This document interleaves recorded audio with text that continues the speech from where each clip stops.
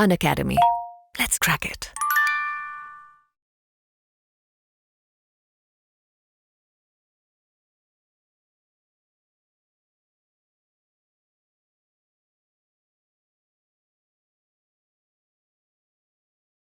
हाँ, पहले इससे स्टार्ट कर लेते हैं। इसका आंसर निकाल के बताओ मेरे को कितना आएगा। पहले पहले ये वाला क्वेश्चन लेते हैं, ठीक है, फिर आगे बढ़ेंगे। ये 2.6 है, ठीक है। मैं एक बार क्वेश्चन लिख दूं दोबारा से। क्वेश्चन ये है, हाँ निकालो। 80, फाइंड द वैल्यू, वैल्यू निकालनी है और आंसर बताना है। 81 की पावर 2.6, ये 2.6 है, इंटू 9 की पावर 3.2 डिवाइडेड बाय 27 की पावर 4.6 इनटू में 3 की पावर 1। चलो करो, सोल्व करो, और सोल्व करके ABCD कौन सा आंसर बनेगा बताओ मेरे को।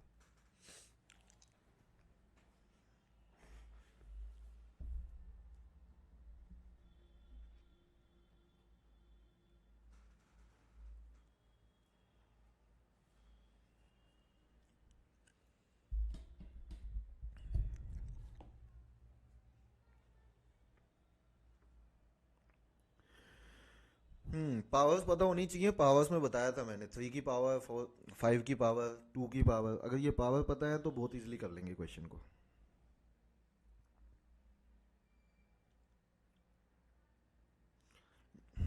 बताओ क्या बताया था। जैसे 81 है, 81 को क्या लिख लेंगे? 81 को लिख लेंगे सर 3 की पावर 4, और ये 2.6 है। इनटू में 9 की पावर 3.2 है, तो 9 को लिख लेंगे 3 की पावर 2, और इसकी पावर है 3.2। डिवाइड में है मेरे पास 27, 27 को लिख लेंगे 3 की पावर 3, और इसकी पावर है मेरे पास 4.6, और इनटू में है मेरे पास 3 की पावर 1 बेटा।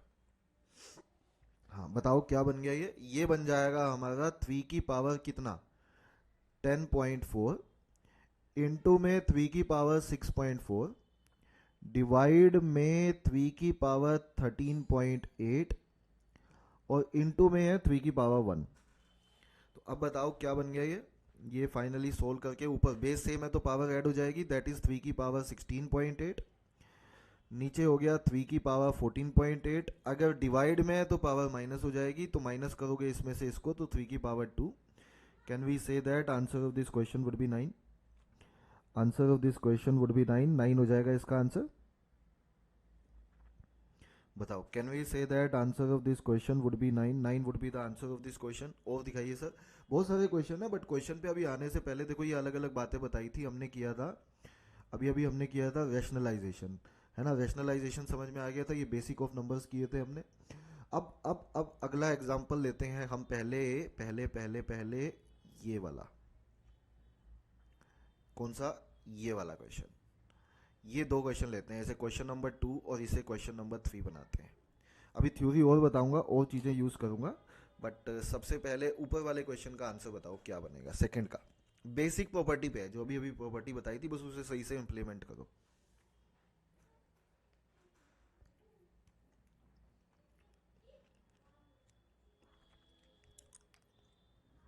Find the value of root of x minus x की पावर -1 इंटू वाई। इंटू में है, ये पॉइंट का मतलब है into, into, into, into.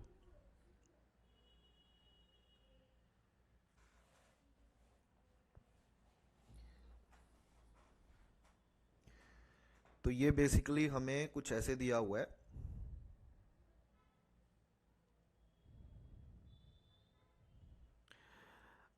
Under root of x की पावर -1 इंटू वाई, ठीक है। और मल्टीप्लाई में अलग से अंडर रूट ऑफ वाई की पावर -1 इंटू जेड, मल्टीप्लाई में अलग से अंडर रूट ऑफ जेड की पावर -1 इंटू एक्स।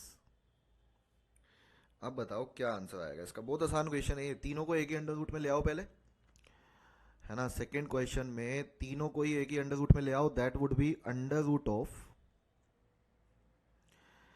एक्स की पावर -1, दैट इज एक्स की पावर -1 कितना होता है? एक्स की पावर -1 होता है सर, बताओ एक्स की पावर -1 कितना होता है? 1/x इंटू में y, और ये कितना हो गया 1/y इंटू में z, अगला हो गया 1/z इंटू में x। तो अपने से पूछा था कि बताइए इसको सोल्व करके क्या आएगा, तो what would be the final answer of this question. इसको सोल्व करके निकालना था, तो कैन वी सही ये सारे कट गए, x से x कट गया, y से y कट गया, z से z कट गया, सब कट गए, अंदर 1 बचा, तो रूट ऑफ 1 बचा, तो रूट ऑफ 1 1 होता है, तो 1 would be the final answer of this question. बस इतना सा सवाल था, एक ही अंडर रूट के अंदर लेके आने थे सारे के सारे। ठीक है, एक बार थर्ड क्वेश्चन के लिए जो थ्योरी बताई थी, थर्ड में इंप्लीमेंट करके देखो, फिर और चीजें बताता हूँ बेटा आपको। थर्ड क्वेश्चन में इंप्लीमेंट करो। थर्ड क्वेश्चन क्या है सर? थर्ड क्वेश्चन है 8 की पावर x प्लस 3 इंटू 4 की power x minus 3 minus 256 equal to 0।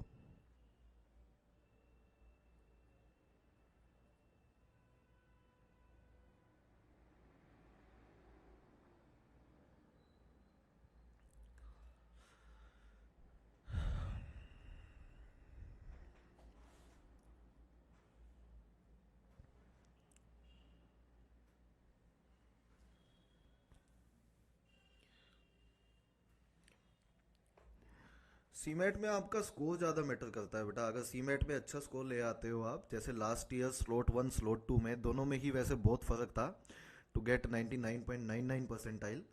Slot 1 की कट ऑफ थी टू गेट 99.99, मैं सबसे ऊपर वाला हमारा है ना, JBSIM की बात कर रहा हूँ।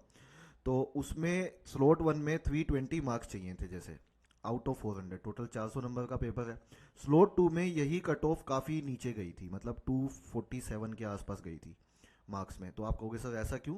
बाद में वो नॉर्मलाइजेशन कर दिया था उन्होंने, थोड़ा स्लॉट 1 स्लॉट 2 में डिफिकल्टी लेवल का फ़र्क था।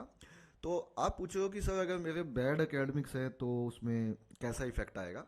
तो देखो यहाँ पे अगर आप एक बार यहाँ पे अच्छा स्कोर ले आते हो, तो इफेक्ट यही है कि आगे अगर आपका GDPI होता है उस कॉलेज में, तो जाके मतलब आप जस्टिफाई अगर अच्छे से कर देते हो तो इतना इम्पैक्ट आना नहीं चाहिए। बट जो हो गया पीछे उसमें कुछ कर नहीं सकते, तो उस चीज़ पे आप ज़्यादा ध्यान ना दें, आप लाइए इसमें मार्क्स लाइए, तो आई एम श्योर आप एक अच्छा कॉलेज मिल जाएगा आपको। क्योंकि पीछे वाला कोई कॉलेज आपका थोड़ा उसकी वेटेज ज़्यादा होगी, किसी में वेटेज कम होगी, किसी में बिल्कुल भी नहीं होगी। द ओनली थिंग इज सबसे ज़्यादा मैटर करेगा आपका इसमें स्कोर कितना आया है।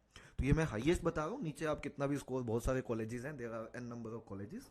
वो वीडियो ये पर्टिकुलर सेशन उसका नहीं है बच्चों, बट हमारे अन अकेडमी के ही बहुत सारे फैकल्टीज़ ने वो वाले सेशन लिए हुए हैं, तो आप लोग देख सकते हो। हाँ, उसके अकॉर्डिंगली आप यहाँ पे देख सकते हो कौन सा कॉलेज आपको फिट बैठता है।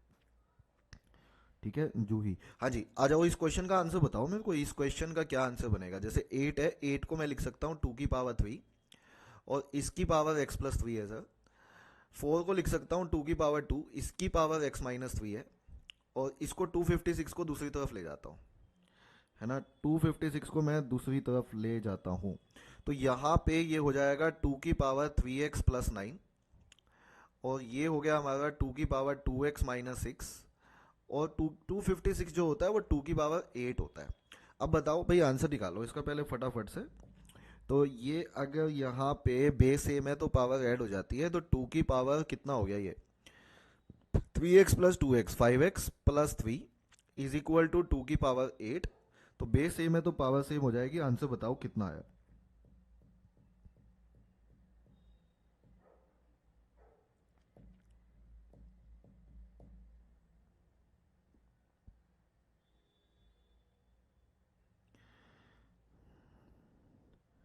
नहीं, CET, हाँ आंसर बताओ बेटा।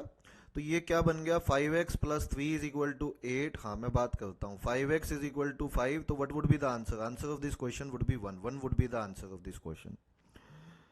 क्या कंपलसरी है सीमेट और CET? नहीं वैभव, वैभव नहीं, कंपलसरी नहीं है, आप अकेला सीमेट भी दे सकते हो, बट हाँ एडमिशन दोनों से ही हो सकता है आपका, सीमेट से भी और CET से भी। मतलब लिमिटेड सीट्स हैं वहाँ पे, और वहाँ पे अलग अलग सीट्स हैं, तो आपका कोई एक एग्ज़ाम में भी आप अच्छा ले आते हो तो आपका हो सकता है। तो एक एग्ज़ाम भी दे सकते हो आप, मतलब ऐसा नहीं है, आप दोनों भी दे सकते हो, बट एक एग्ज़ाम भी दे सकते हो, ऐसा कोई वो नहीं है कि आप एक एग्ज़ाम दे नहीं सकते। CET कंपलसरी नहीं है, नहीं, नहीं कंपलसरी नहीं है। ठीक है, अकेला सीमेट दे सकते An academy. Let's crack it.